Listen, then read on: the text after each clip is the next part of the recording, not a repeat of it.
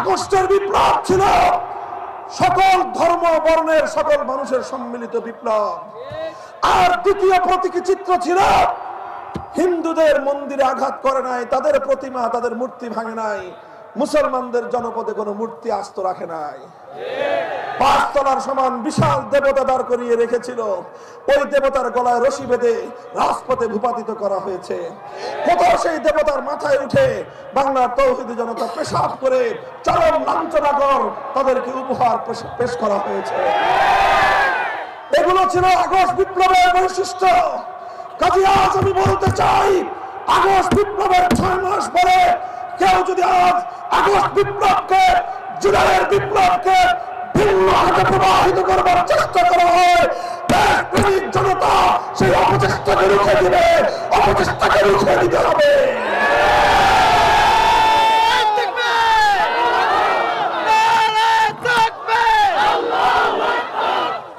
সংগ্রামী সাথী ও বন্ধুগণ, আমি আমার আখেরি পয়গাম শুনিয়ে যেতে চাই। পার্শ্ববর্তী দেশ, আমাদের প্রতিবেশী দেশকে আমরা বলবো, আপনারা আমাদের এখান থেকে পলাতক শত শত খুনের মামলার ওয়ারেন্টভুক্ত আসামি, যার বিরুদ্ধে গ্রেফতারি পরোয়ানা জারি করেছে বাংলাদেশের আদালত, সেই পলাতক আসামিকে আপনারা প্রশ্রয় দিয়ে ক্ষান্ত হননি, তাকে আপনারা বধূর মতো যত্ন করে রাখছেন। রাখেন, আপনাদেরকে 16-15 বছর যেই সার্ভিস দিয়েছে, গোটা বাংলাদেশটাকে আপনার হাতে তুলে দিয়েছে। তার পররাষ্ট্রমন্ত্রী বলেছিল ভারতের সাথে বাংলাদেশের তথা নরেন্দ্র মোদীর সাথে হাসিনা সরকারের সম্পর্ক নাকি স্বামী স্ত্রীর মতো। এটা পররাষ্ট্রমন্ত্রী আব্দুল মোমিনের বক্তব্য। আর বলেছে ওই স্বামীর দেশকে স্ত্রীর দেশ যা দিয়েছে তা নাকি কোনোদিন স্বামীর দেশ ভুলতে পারবে না, এবং তারা ভুলতে পারে নাই বলেই এখন তাদেরকে সার্ভিস দিতে হচ্ছে। সার্ভিস দেন, মনে রাখবেন, আপনার কোলে বসে আমার বাংলাদেশের আভ্যন্তরীণ বিষয়ে যদি এভাবেই না করাতে থাকে, বাংলার মানুষ আপনার সঙ্গে সৌজন্যতামূলক কোনো কূটনৈতিক সম্পর্ক রাখতে পারবে না। আপনাকে আমার দেশের পররাষ্ট্রনীতির প্রতি শ্রদ্ধা প্রদর্শন করতে হবে, কূটনৈতিক সৌজন্যতা রক্ষা করতে হবে। আর যদি আমার বাংলাদেশকে মনে করেন আপনার কৃতদাসীর আমলের মতো আমার বাংলাদেশের স্বাধীন পতাকা এভাবেই আপনারা অগ্নিসংযোগ করবেন, আমার আগরতলার উপ হাই কমিশনে আপনারা এভাবেই আক্রমণের পর আক্রমণ সানিয়ে যাবেন, বাংলার সাধারণ সন্তানরা নীরব বসে থাকবে না, নীরব বসে থাকবে না।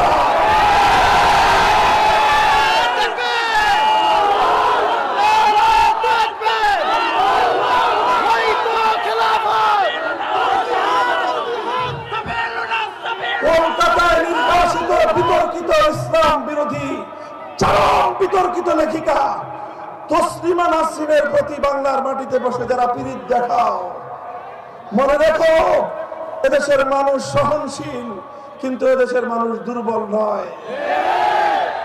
তুমি এখনো আগস্ট বিপ্লবের পরে ফ্যাসিবাদ বিরোধী বাংলার মাটিতে বসে আগস্ট বিপ্লবের পর এদেশের মুসলমানদের বুকের উপর দাঁড়িয়ে শেখ হাসিনাকে আবার তসলিমা নাসরিনের মতো কুখ্যাত লেখিকাকে আবার তুমি বাংলাদেশের মাটিতে প্রকাশ্যে তুমি এখানে পুনর্বাসন করবার চেষ্টা করবে, এদেশের মানুষ সেটা কোনোদিন বরদাস্ত করবে না।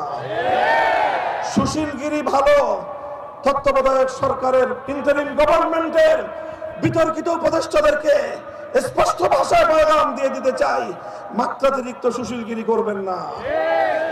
মব জাস্টিসের কথা আমাদেরকে বোঝানোর চেষ্টা করবেন না। আমরা 2013 সাল থেকে 21 সাল পর্যন্ত রাজপথে রক্ত দিয়ে আগে পর্যায়ে দাঁড়িয়েছি। আপনাদের কোন করুণার ভিখারি আমরা নয়। যদি আমাদেরকে করুণার পাত্র মনে করে থাকেন, ওপেন চ্যালেঞ্জ ঘোষণা করলাম, আসুন আমাদেরকে মোকাবেলা করে দেখুন। আমাদেরকে মোকাবেলা করা এত সহজ হবে না।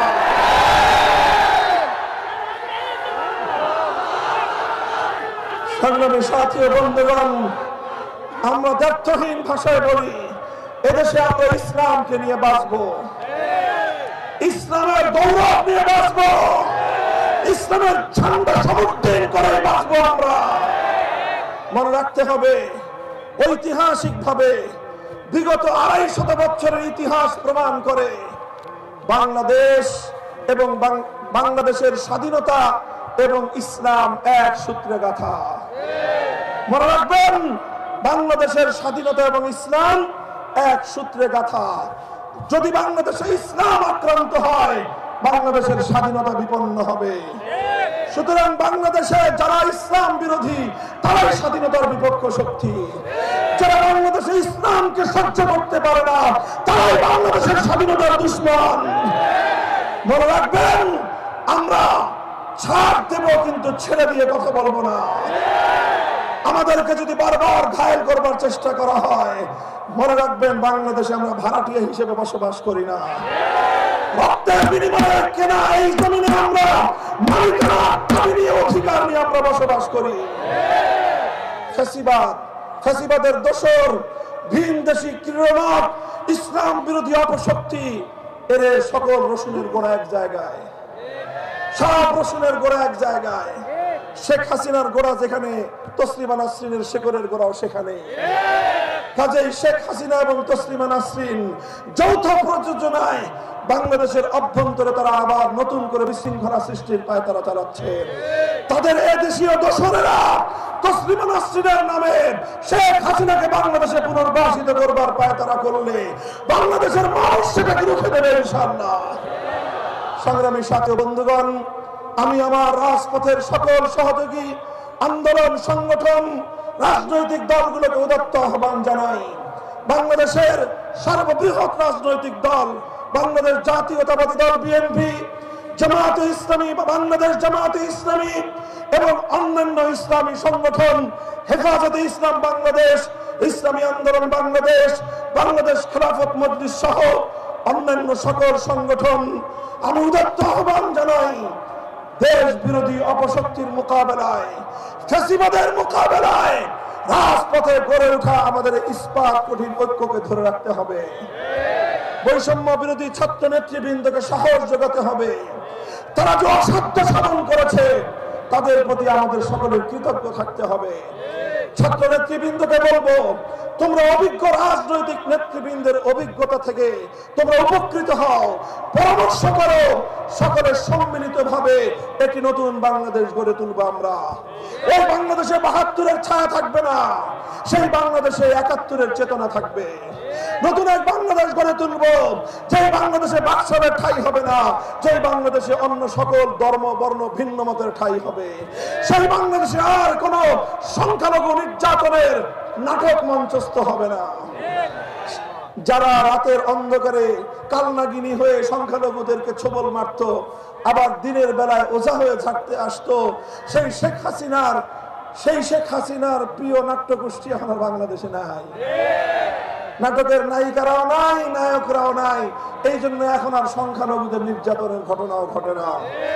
এই জন্য বাংলাদেশের হিন্দু, বৌদ্ধ, খ্রিস্টান সহ প্রতিটি সংখ্যালঘুদের জান, মাল, ইজ্জত, আব্রু এবং তাদের ধর্মীয় উপাসনালয় সহ তাদের সবকিছু বাংলার তৌহিদি জনতার কাছে আল্লাহ এবং তার রাসূলের পক্ষ থেকে রক্ষিত আমানত। এই আমানতের মর্যাদা যে কোনো মূল্যে রক্ষা করবো। কথা বলেন ঠিক কিনা? এভাবে আমরা একটি সুন্দর বাংলাদেশ গড়ে তুলব, যে বাংলাদেশের কথা আমরা বলছি সকল ইসলামপন্থীরা ঐক্যবদ্ধ হয়ে শিশাডালা প্রাচীরের মতো একটি ঐক্যবদ্ধ বুনিয়াদের উপর দাঁড়িয়ে আমরা ঘোষণা দিতে চাই, অনেক রঙের বাংলাদেশ দেখা হয়েছে, এবার দেখতে চাই ইসলামের বাংলাদেশ, এবার দেখতে চাই খেলাফতের বাংলাদেশ। আমরা একটা আন্দোলন করেছি গোটা দেশ বৈষম্যহীন বাংলাদেশ গড়বার জন্য। কথা বলেন ঠিক কিনা? আমরা বলতে চাই, বৈষম্যহীন, চূড়ান্ত ভাবে ইনসাফপূর্ণ বৈষম্যহীন দেশ গড়তে হলে মানব রচিত কোন তন্ত্র মন্ত্র দিয়ে সেটা সম্ভব নয়। চূড়ান্ত বৈষম্যহীন সমাজ গড়বার একমাত্র নিশ্চয়তা রয়েছে সৃষ্টিকর্তা মহান আল্লাহ প্রদত্ত রাজনৈতিক বন্দোবস্তের মধ্যেই। আল্লাহ প্রদত্ত রাজনৈতিক ব্যবস্থার নামই হলো খেলাফতের রাজনৈতিক ব্যবস্থা। রাজশাহী বিভাগীয় শহরের, এই দেশে, এই অঞ্চলের যতদূর পর্যন্ত মাইকে আমার আওয়াজ যাচ্ছে, আমি গোটা রাজশাহী নগরবাসীকে বলতে চাই, আসুন আমাদের হাতে হাত রাখুন। বাংলাদেশ খেলাফত মজলিস, বাংলাদেশ খেলাফত যুব মজলিস, বাংলাদেশ খেলাফত শ্রমিক মজলিস, বাংলাদেশ খেলাফত ছাত্র মজলিস প্রতিটি কাফেলার পতাকা তলে যার যার সুবিধা মতো সংঘবদ্ধ হয়ে আগামীর বাংলাদেশকে আমরা গড়ে তুলব ইনশাআল্লাহ। আমরা একটি বৃহত্তর ঐক্য গড়ে তুলে উদারতার ভিত্তিতে দেশপ্রেমিক সকল শক্তিকে নিয়ে আগামীর সুন্দর সমৃদ্ধ বাংলাদেশ গড়ে তুলব ইনশাআল্লাহ। আপনারা আমাদের সাথে থাকবেন তো? আল্লাহ পাক আপনাদের